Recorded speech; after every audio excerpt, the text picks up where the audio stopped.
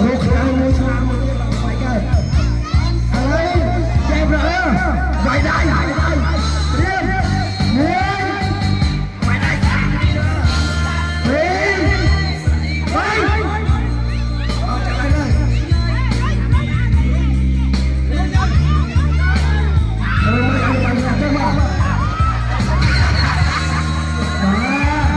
Chạy nhau đó. Một cô khác kéo chân một cô để hàng lên đó. Vô lô cha cha bay nào đây mà. Lô cha cha bay nào. Lô cha cha bay nào. Lô thôn mà tôi bay nào. Mà khá đi. Chà mong. Lô thôn. Tôi bay nào. Thưa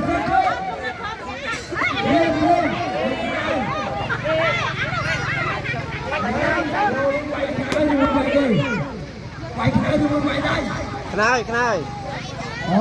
Diam. Kalau apa? Kalau apa?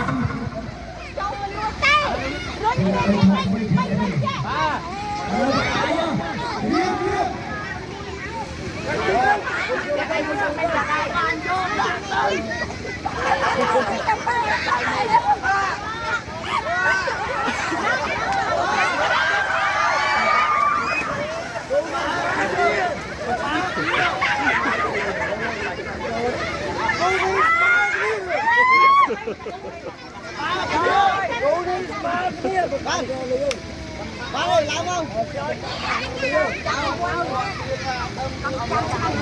Làm không? Bạn làm không bạn?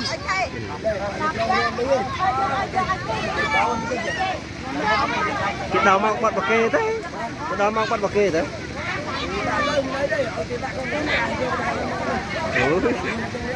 Ừ.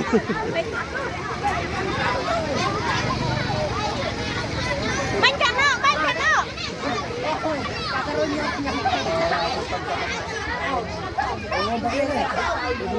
Này, cái đầu mang bạc kê.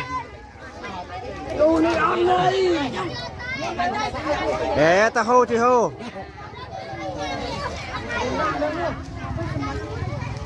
Triêm.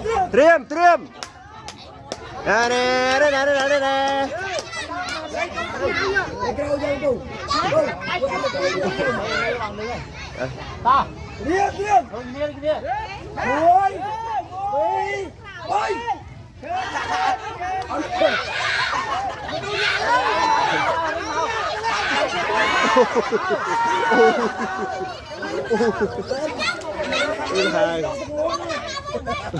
Anh lấy ra